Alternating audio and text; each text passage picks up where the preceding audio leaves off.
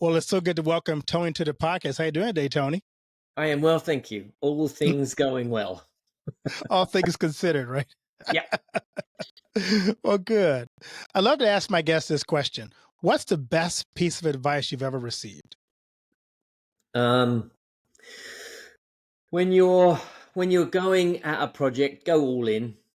Go all in. That's kind of something that I heard a long time ago, and it's just stuck with me. And I think that when you're all in, you're able to just give of yourself and be totally present. And yeah, that's worked for me in many areas of my life. Yeah, it especially works well, especially in sports, going partially and just get hurt. Yeah, absolutely. Yes, you do. Yeah, yeah. I love that. I love to ask my guests this question too. Think about some people in your life who have served to maybe be an inspiration to you or a mentor to you. Here's a chance for you to kind of give a shout out to those people and tell us a little bit about why they were so important to you. Yeah. So the main one I think was is my now new boss, called a gentleman called Eric McGrath. He runs a company called Driven Leadership, and he lives that philosophy of being all in. And because of that, he's inspirational because he lives it every day. And he's fun. He just lives life to the fullest. He's serious when he needs to. He gives everything his all, and so he's a big inspiration to me. I think that's the biggest one. There are people that I've seen and met in my life, kids who I've worked with in the past, who have just inspired me with their ability to overcome challenges, and to really push through the stuff that could be holding mere mortals like me, could be holding us back, but they're just like straight at it and going full speed ahead. One kid is now moved to the East Coast called Adam. Um, just an incredible man of what he's overcome and where he's gone to now. It's fantastic to watch him. That's amazing. I love those when you see those people who inspire you because of their grit and their Mhm. determination. Yeah, Are just really great stories that movies are made of. yeah, yeah, for sure, for sure. So tell us about your story. I'm curious about your journey. Mm. So yeah, it's been an interesting journey. I'm from England originally. I left school at 16 and a half, joined the Royal Navy. That certainly taught me a lot about life, just life, real life. Right. And then yeah, and then left there and became a salesperson. And I've been a salesman kind of all my life, really. Had an opportunity in 1999 to move to America. I worked for a security company who was owned by an American affiliation. So I was managed to talk to the sales manager, and he said to me one day, "Hey, I've got an opening in Orange County. Do you want to come out here and work here?" And I was like, "Yeah, sure. Where's Orange County?" I had no idea.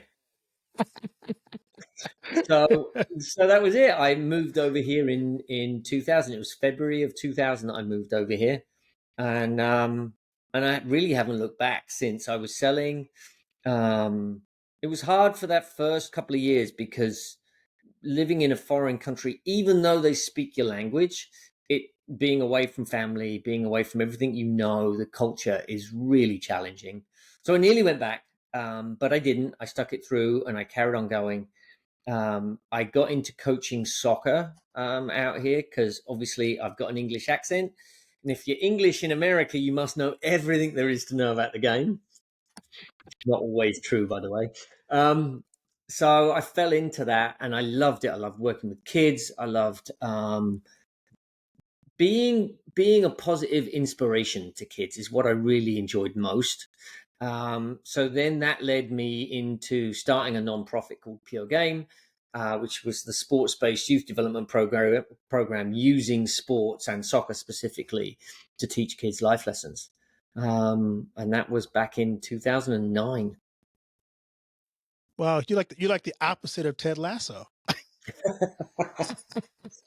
Kind of, yeah, yeah. Although Ted Lasso still probably knows more about the game than I do. Yeah.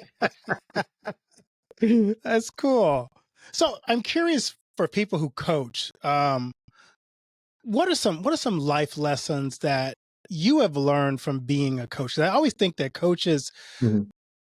have something really unique to give to society because of the pouring into kids, the teaching kids, the strategy part. What's the greatest lesson you learned personally from coaching? Yeah. Uh, you're coaching a game. It's a game. It's just a bloody game. And I think that's the biggest lesson, right? We can get into, especially as adults, we can get into the game and focus on the wins and losses and the performance and the desire to win, because we've lived that much longer than the kids we're coaching, and so we think that it's the wins that's really important, and our reputation hangs on the wins and losses as well. Whereas the kids, if we really put ourselves in their shoes, the kids are there just to have fun, build relationships, and kick a ball around ultimately. Right. And if we can actually change the perspective and look at it from the kids' standpoint and see that they want to have fun, yes, they want to get better. Yes, they might want to play pro or college or something in the long run. Um, but for the younger ages, completely irrelevant. Right? They shouldn't even be focused on that until what, 14 or 15? And you can still coach kids in a positive manner even though they're serious about going to the next level. So I think that's the number one lesson: is it's a game. They're supposed to have fun. They're supposed to play. Second lesson: it's actually really good for kids to play more than one sport. Right? We can say to kids, "Oh no, you've got to focus and you've got to be narrowed in." No, let them play lots of sports. Let them experience the world of sports that can bring. Um, and it's not all about you is the third lesson. Yeah, I coached baseball, and it was funny because you got parents who take it way more seriously than the kids do, Yeah. and they're living and dying on every single pitch, every Hmm. single play. Hmm. And when you put in the kid that's on the bench because you want to rotate all the players in, it's like, no, put my kid back in. I'm like, no, it's not about your kid. It's about the team. And we have Yeah. to make sure that everybody develops. It's not just about your kid looking good. Yeah. Right. Right. How did you handle that? How did you handle that when it came up? Well, I'm 6'5", and so we didn't have a lot of discussion about it. Like that? But it was we also were winning, so that kind of helped too.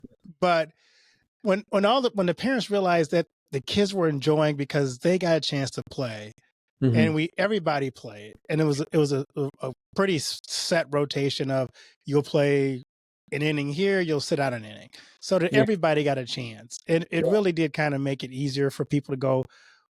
This is about developing the kids' skills, not so much about wins and losses. Now it Yeah. helped that we won, but Yeah. it's about skills. Yeah. For sure. For sure.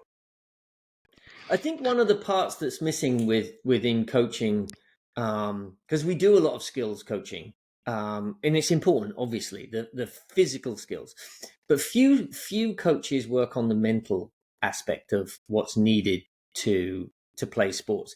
Baseball's a great example of that. When I'm on the plate just about to swing, what's my mental state like?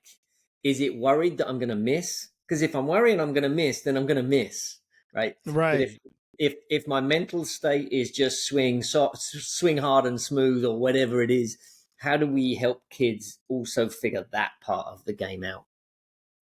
What was fun for me as I coach was we coach situational. We coach for Mm. situations. So we say, okay, it's two outs, runners on third. Where is the ball going to go? So Hmm. we didn't focus so much on bat to ball contact, but where are you hitting the ball? Yeah. Um, if you're in the field, it's two runners on second. Where's the ball going to go? So we wanted to practice enough situations so when it happened in the game, the kids Yeah. naturally knew where it was going to go. So they could just focus on catch the ball, throw the ball versus Yeah. catch the ball, think, then throw the ball. Right. Right. For sure. Right. Love that. So as someone who's done coaching and been a salesman. I'm curious, in this phase of your life, what's your why? What gets you up in the morning, living in Orange County where the planes stop at 9 o'clock at night? Uh, Yeah. This is true. It's to inspire people to live their best life. I actually, so since we scheduled this, I've moved on from my Pure Game non-profit days. I'm now working for Eric McGrath at Driven Leadership. So, but the coaching aspect is still there. The teaching aspect is still there. It's really about anyone I meet during the day, anyone I talk to, can I inspire them and help them to aspire to be something bigger, better, bolder, braver, step into their best life so they can experience the world fully. I love that. I did my dissertation on organizational change, and one of the things I was testing for was transformational leadership, and Mm. they were better at organizational change than any other group that I did. Can you define for us, because you I see a lot of that word in your bio, transformational leadership. Mhm. Define for us, what does that look like? Um, what a great question. So a lot of the transformational leadership is, first off, it's turning leadership on its head, right? It's not about being up at the front and saying follow me. It's about being at the back and supporting those people that you're working with and helping them become better and braver and bolder. But it's also that transformational leadership is understanding that every one of those people you are with has a voice and an opinion and ultimately want to be heard. And if you've got the ability to listen to and really hear those around you, then leadership becomes really easy because ultimately then you're following their lead into their ideas and you let them do what they want to do within region, right? You've got parameters and you've Right. got, you've got your standards. I get that, but someone's got a far better idea than I have on how to do things and how to get things done. My job as a leader is how do I get the best out of that person so they can share their inspirational idea. As I was doing this, I ran across, there's many different forms of leadership. You got servant leadership and you have Mhm. transformational.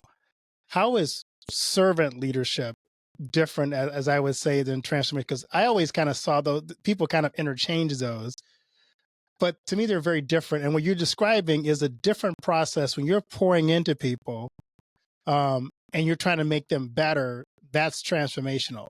So how would you kind of distinguish those two? Yeah. So I think so. If you've got the two, servant leadership, right? Servant leadership would be coming to the back and then serving the people that you are leading. It's helping them do their job. I think transformational leadership is doing the same. You come to the back, but you then embolden them to step into their best selves. I think there's a slight difference there. As a servant leadership, I'm going to help you, right? Right. But as a transformational leader, I'm actually going to allow you to step up to help yourself. Yeah, I love that. That's a great definition, because that's exactly the distinction I made when I Yeah. did that, because servant leaders sound so much better. Hmm. Yeah. And it's not a bad thing, but transformational really is about developing the team so the organization really explodes with growth, because you're creating, instead of you leading, you're creating a multiplicity of leadership. Yeah. Absolutely. Yeah. Yeah. And even coaching, youth soccer teams. It's understanding that every one of those 11 players on that field have different strengths and ability.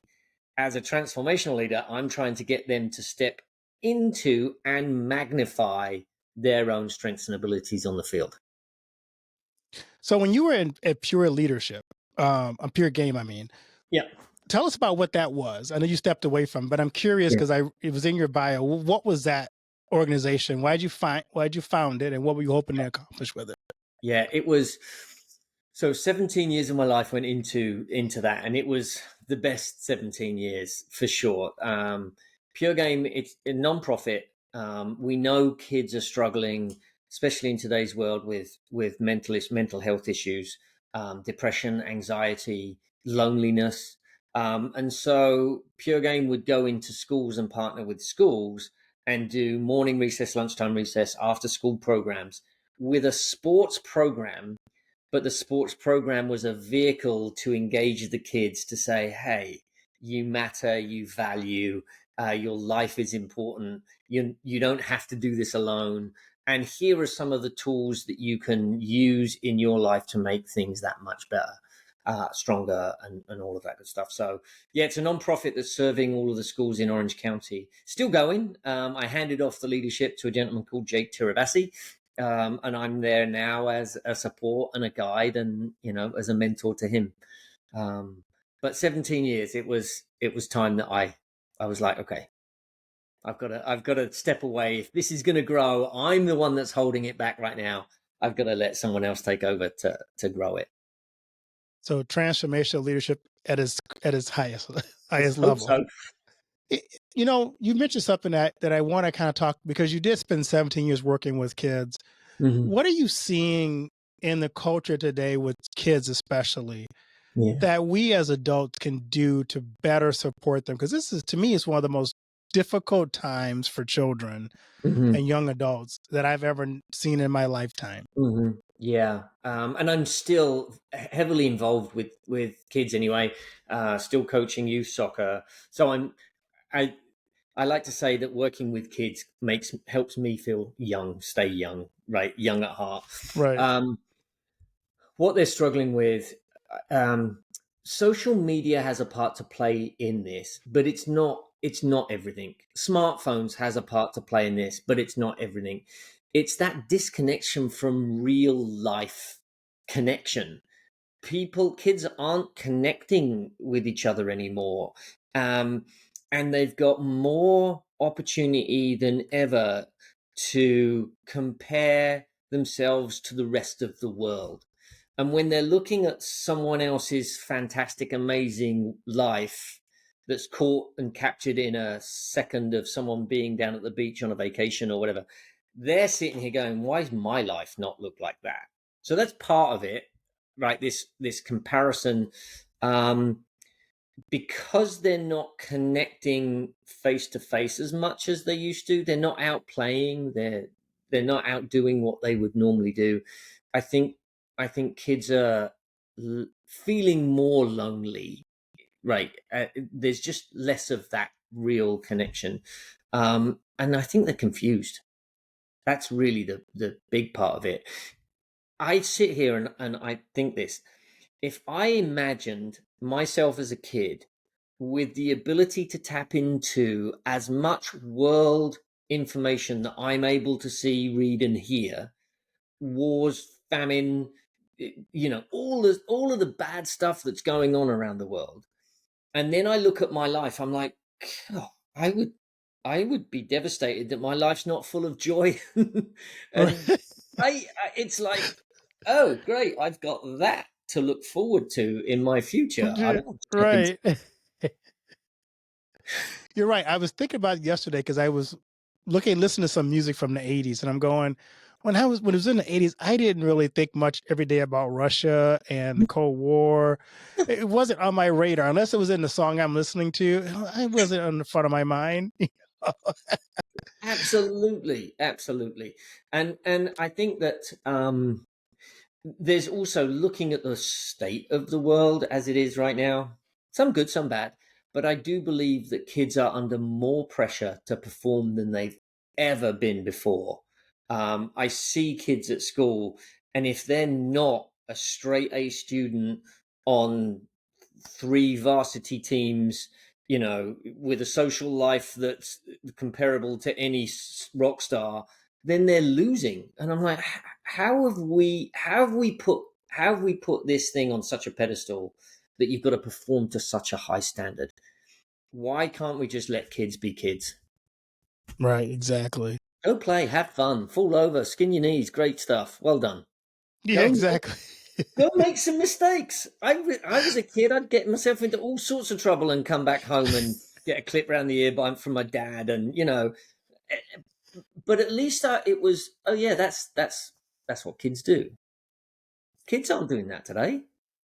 No, because you get in trouble a day and it's on social media and everybody sees it. Right, right, yes, And you're the butt of jokes after that. So it's like, no, yes. maybe So not. kids are terrified to make mistakes, terrified, Right. and so I just think that that's it. It's all leading to this confused um, generation who are more likely to check out than to check in. Yeah, that's really sad. So you say you've made a shift in your career. What are you doing now Yeah. exactly? Right. It's still in leadership. The company is driven leadership. It's about inspiring and motivating people to become their best. But now, instead of working with kids, I'm working with the big kids of corporate America. That's really it. I've just changed the age group. There you go.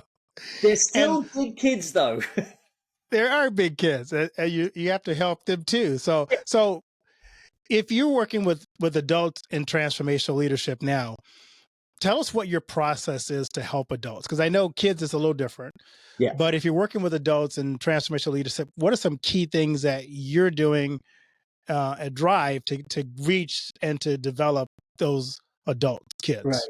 Well, I think so. One of the big things is we believe that working with adults should be different to working with kids. But actually, if you can actually put adults into a process-based learning system to put them into an experience where they have to make decisions under pressure, under stress, under strain, then you see the person behind the person, and then you're able to give feedback to help them get better. So I love this analogy. It's, if I was teaching you to swim, I could draw it on a whiteboard and say, here's how you swim, or I could push you in the swimming pool.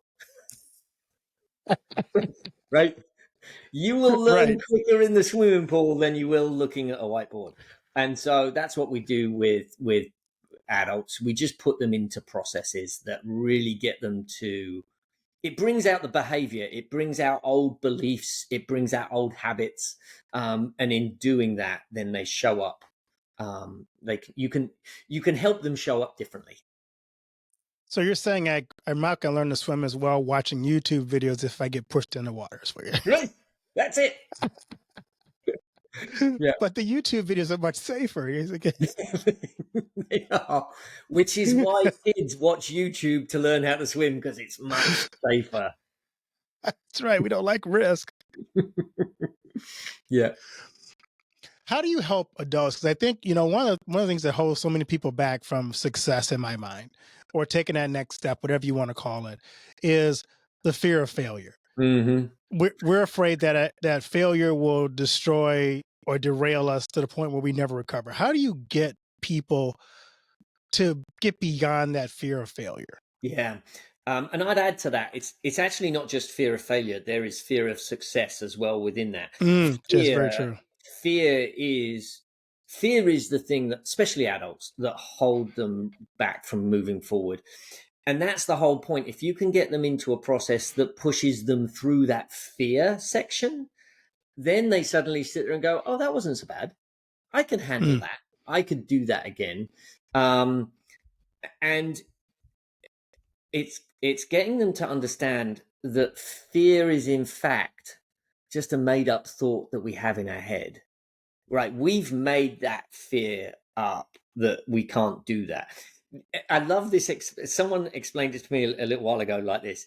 They said fear, it's like drawing a really, really scary picture and pinning it next to your bed before you go to bed at night. Go to sleep, forget it's there, and then wake up in the morning and go, "Oh, what's that?" Right, and you do it Right. every single day. Well, we made the drawing, we drew it, right? Right. That's the fear. We've made that picture in our head, and we keep popping it up and scaring ourselves. Well, we can change it. We can change it if we choose to. And so it really is about, there's beliefs, habits, stories, and if we can actually bring those up and hold them up in front of us, we can examine them and saying, well, that's not real. That's not as scary as I thought it was. I can step beyond that and then step into my fullest potential. I love that. So you're changing careers, you're changing a little bit of your focus in life. So what are you excited about in this season of your life? I digress a little bit. What I'm excited about right now is my vacation to Cabo next week. But Okay. but this season of life, I think this season of life is my own growth and development. I'm taking on challenges, um, and this is why I brought up fear of success. That's my biggest. I'm not afraid of failing. I've failed so many times in my life. Failure to me is a friend of mine. But success means something else might be asked of me. If I achieve that, then what's next? What else will be asked of me? And can I step up to that one and the one beyond that and the one beyond that? And so I'm excited about the growth into that. I really am looking forward to challenging myself into these uncharted waters that I'm stepping into. That's awesome. So I'm giving you a platform. You got 30 seconds to pour into someone who is on the verge of trying to decide that next step in life. And they're trying to, they're just kind of teetering there between, do I go for it or do I not? What would you pour into them for 30 seconds? Yes. Um, so I would say you have more than one option, more than two options. You have more than a should I go for it or should I not? What other options are on the table? And can you select the should I go for it? What's holding you back? Why would you not go for that if there's an opportunity for growth? Growth is your biggest strength. And who knows? You might grow into something amazing and fantastic that can do miraculous things in the world. You might not, but you can then move on to a different direction and then a different direction. There's always more than two choices. Always. I, I like that. That's true. I love to ask my guests this question. What do you want your legacy to be? Yes. This is a really good question. I've shared this with the kids that I've worked for, and it's an odd kind of morbid thought. Um, but on my deathbed, I want my girls, my two daughters, to be sitting next to me going, "Thank you, Dad. Because of you, my life is so much better." I want my wife sitting there saying the same thing. And I want a line out of the door of all of the kids that I've worked with and inspired to be able to come up to me and say, "Thanks, coach. Because of you, my life is better." I love that. That's a beautiful picture to know that you've had that kind of impact and people really appreciate the fact that your existence made their life better. Right, right. That's it, right there. Yes, in a nutshell, right? So, as we wrap up our conversation, what key takeaways would you like the listeners to remember from our discussion today? Um, be all in, be bold, go for it, just live life. Um, Fear is something that you make up. You can erase that picture and paint a different one, um, and step into your best self every day. That's great. Anything I haven't asked you that I should have asked you? that's, a, that's a really good question. um, uh, so the work that I do with the kids, I'm going to answer a question that you haven't answered. The work that I do with the kids that I'm still doing, I'm in juvenile hall and I work with juvenile hall kids. And I think kids go down the wrong path sometimes, not because they're bad kids, but because they've had just a bad opportunity, just things not going their way. I think as adults around the world, we can do a whole lot more to support the next generation to make sure they've got what it needs to make good choices. They don't have to be your kids to help a kid be nudged in a different direction. I love that. Stay there for a second. I'm curious because we have this impression of kids who are in juvenile who've taken the wrong path. Mhm. that it's about their environment. And you just said something, it may not be about their environment. So tell us kind of what are you noticing about the kids that maybe do make those wrong choices? Is there some common thread that runs through those kids that make those choices? Yeah, there is a common thread. They don't feel like they belong down this particular path, whatever it is, be it normal school, be it a positive family, be it work. They don't feel like they belong here, and they are looking for belonging. And so when they're on the streets and a gang member or someone who's going the wrong path helps them feel like they belong, they immediately attach to it. And that's where they belong. And so that's where they go. We could do a whole lot more to make um, situations like school, like community organizations, more appealing to some of these kids to give them a positive place to belong. Yeah. You know, it's funny. I'm doing a series on people who walked away from the church, and it's the same story. Mm, During those formative years when they're asking questions, they didn't feel like they belonged. yeah. And they drifted away because the thing that they had maybe clung to when they were growing up no longer seems to have a place for them.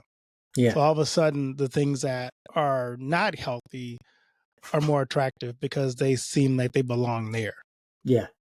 Yeah. Absolutely. Belonging is such a key part of human existence, and we've got to do a better job of making kids feel like they belong. And sport is a fantastic place for that. But kids don't feel they belong in sport because they might not be good enough, Right. according to the coach. Right. Exactly. Wow. So Tony, where can my listeners find you and learn more about what you do and the ministry people you work with? Yeah. Yeah, I'm on LinkedIn a lot, so you can find me on LinkedIn. It's Tony Everett 66. Um, um, drivenleadership.com is the company that I work for now. Um, you can always find thepuregame.org is another great place. It's one of my legacies right there. But the best place is probably LinkedIn, Tony Everett. Well, Tony, thanks so much for taking the time to be on the podcast and adding such great content to the already long list of wonderful guests. But you've added to the top of the list there of people that bring value to my audience. So thank you so much for taking the time to appear on the podcast. Thank you very much. Cheers, Keith.